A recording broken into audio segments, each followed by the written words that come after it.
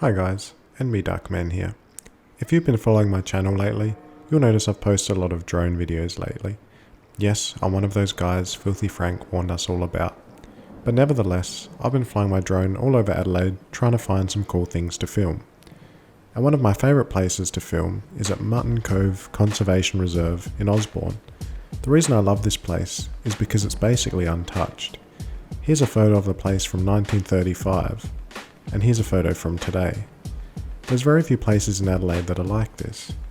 The place just has this really natural feel to it, and every time I film there, there's always something interesting to see.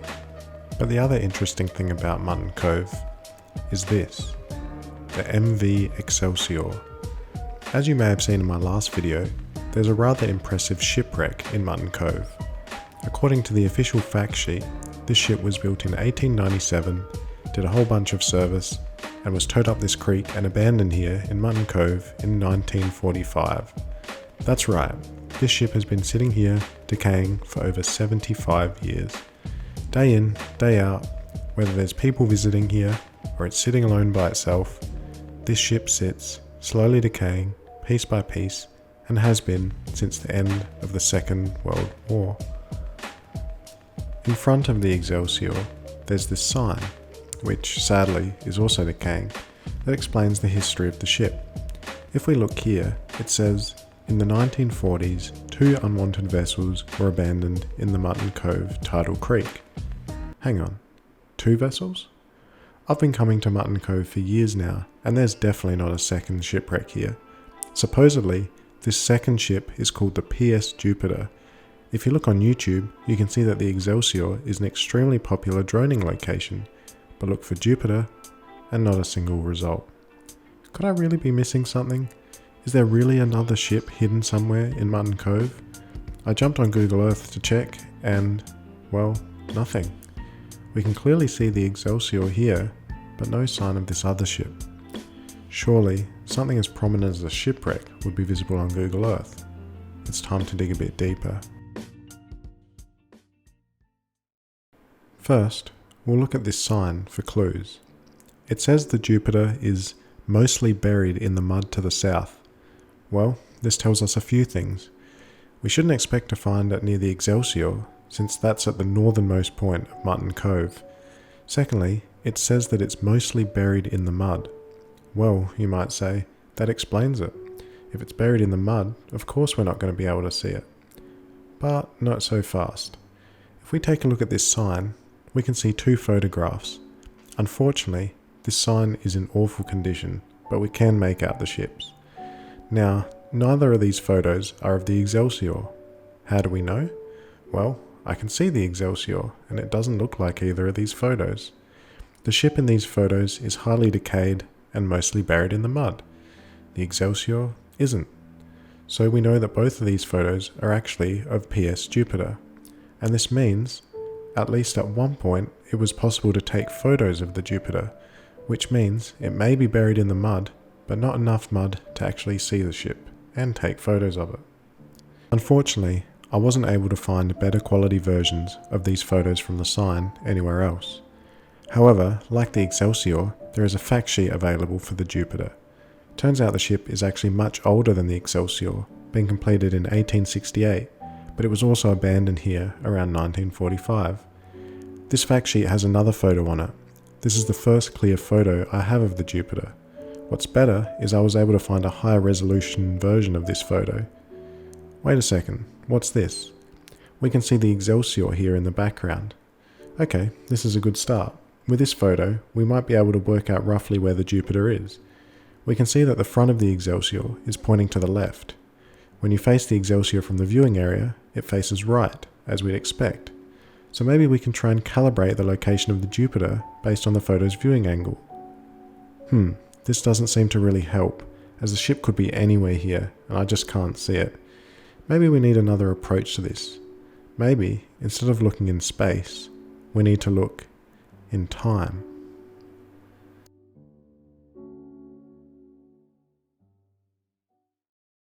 If you're not aware, Google Earth gives you the ability to look through historic imagery. Simply click the button on the bottom left, then pick the year. Maybe, just maybe, the Jupiter has only recently become invisible, and if we look back far enough, we might be able to see it. This 1985 photo is a bit too blurry, so let's jump to the next, which is 2004. There's maybe something here, but it's a bit hard to tell. Let's jump forward a few. Yep, it definitely looks like there's something here, but it's not super clear. Let's see if we can find a clearer picture. And here we are. In 2010, there is unmistakably a shipwreck here, and it was visible only 10 years ago. In fact, the local council provide even older imagery than Google. That's how I showed you that photo from 1935 before. If we look in 1935, there's nothing here, which is what we'd expect, since the ship wasn't put here until 1945. But if we look at this photo from 1949, there it is, only 4 years after it was put there, looking much better than it does now.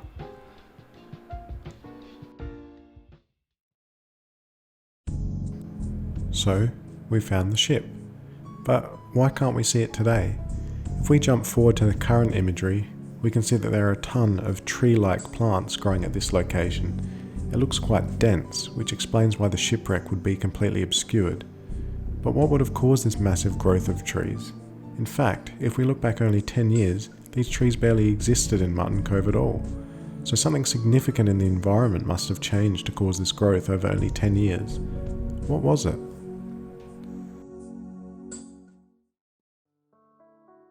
And here begins the sad tale of Mutton Cove's current state.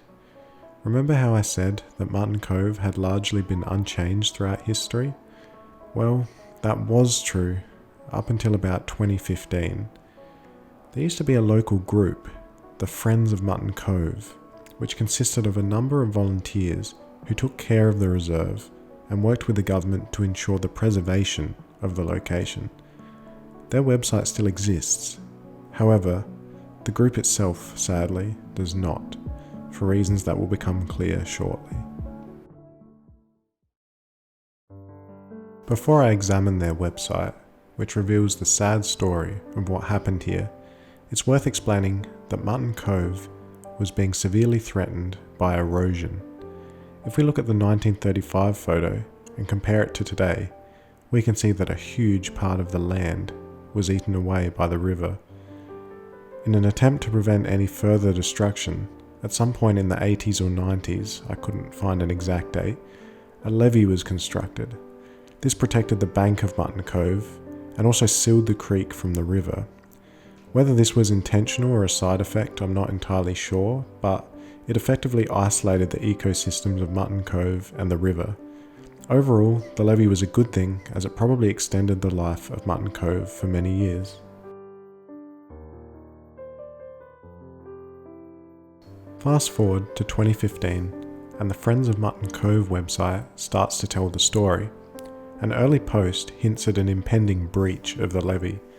In the next post, on July 12, 2016, this sadly came to pass. The Port River broke the levee bank on May 9th, and since then a new channel is widening the existing creek. High tides, around 2.7 metres, have been flooding about 90% of the reserve, and the levee bank is close to breaking in several more places. Do take care if walking at Mutton Cove. Here's a picture of the breach from the website. You can see that the levee has started to disintegrate, which would eventually lead to water from the river making its way into Mutton Cove. August 3rd, 2016. A meeting was held yesterday to discuss the breach and how it's increasing, as is the extent and duration of inundation and what this means for the environment, for public safety and infrastructure protection. Representative from the local community groups, from ENET and CGAS, plus council staff, met with DEWNR officers. The infrastructure companies and council will advise the state government of the implications and risks of their infrastructure from this unmanaged breach. September 17, 2016. Widening breach and more impending. November 29, 2016. Multiple restrictions are in place, limiting access. Shoreline access, east side, is restricted by the breach of the seawall. Roads adjoining the northern and southern boundaries are closed to the public, while a contractor undertakes dredging work for the ASC. Flooding of most of the reserve means that the walking tracks may no longer be in place and/or are unsafe. Mutton Cove can still be viewed from the public access point on the western boundary on Mersey Road. If we look at Google Earth, we can see the full picture of what started to happen. 2 points in the levee completely broke, causing water from the river to flood Mutton Cove. The levee was also starting to break away in many other places. Much like the post described, solid concrete blocks were placed at the entrance to the levee to stop people walking down the broken path, although it's worth mentioning it's easy to bypass these blocks. The destruction to the levee was obvious. However, it unfortunately gets worse.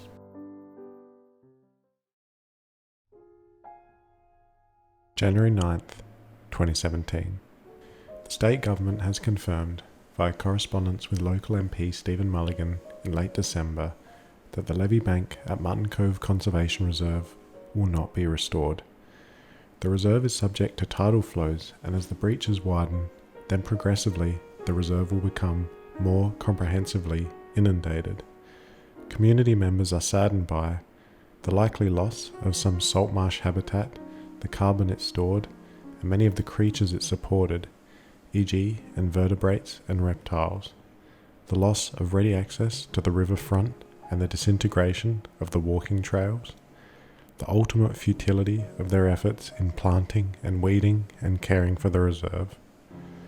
All around the world, environmental assets are at risk in response to rising sea levels and adverse weather events. There will be many decisions as to whether to retreat or defend, and the loss of Mutton Cove Conservation Reserve seems part of a broader picture of environmental and community loss. Community members and other stakeholders are also concerned about the risks to land, roads, and energy infrastructure at/near Mutton Cove. July 2nd, 2017. With the 2 breaches of the seawall at Mutton Cove, inundation is occurring more readily. 3rd and 4th breaches seem likely, depending on weather events. 1st breach is closer to ASC. And finally, October 23rd, 2017.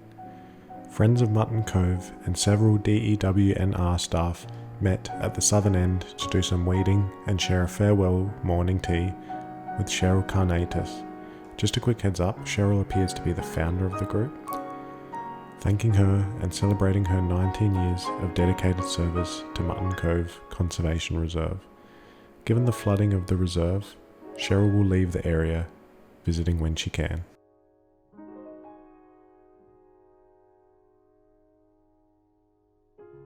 After this post, the blog was never updated again. The Friends of Mutton Cove, disappointed by the lack of action by the government, had given up and disbanded. Here's some drone footage of what the breach looks like today. As you can see, the levee has completely fallen away, and water now flows freely between the river and Mutton Cove. The impact to the environment was extremely severe, and now, 6 years on, it is almost certainly impossible to reverse the damage that has been done. And so, here we are, with a Mutton Cove that is now very ecologically different than it was 10 years ago. But why? And, perhaps a more selfish question, why were there so many trees growing out of our hidden shipwreck? A report from 2015, a year before the breach occurred, correctly predicted what would happen if the levee were to break. As at March 2015, the Minister is supporting the Department of Environment, Water and Natural Resources position to not repair or replace the levee. This is based on the cost of such repairs and that the environmental changes are acceptable, with the environment expected to shift from a samphire-dominated to mangrove-dominated system. Those green plants aren't trees, they're mangroves, which are basically tree-like plants that grow in salt water. For all of history, Mutton Cove was covered in samphires, the red plants you see on the satellite imagery. But when the levee broke, this caused mangroves to creep in, and they have slowly taken over the whole reserve.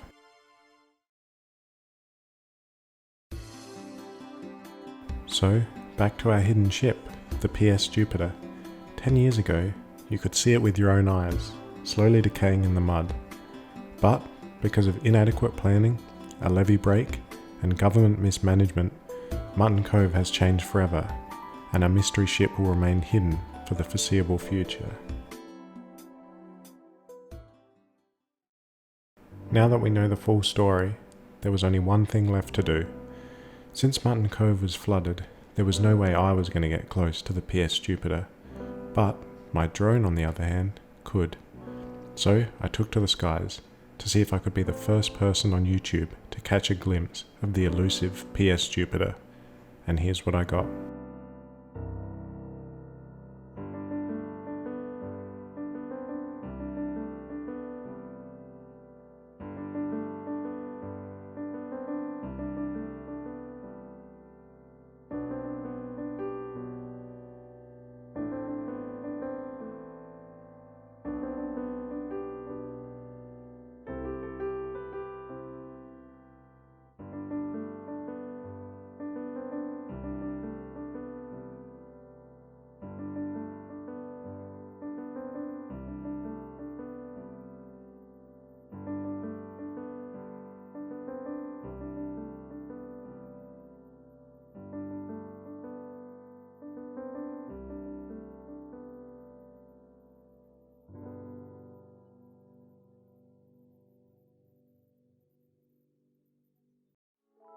GC on the track, boy.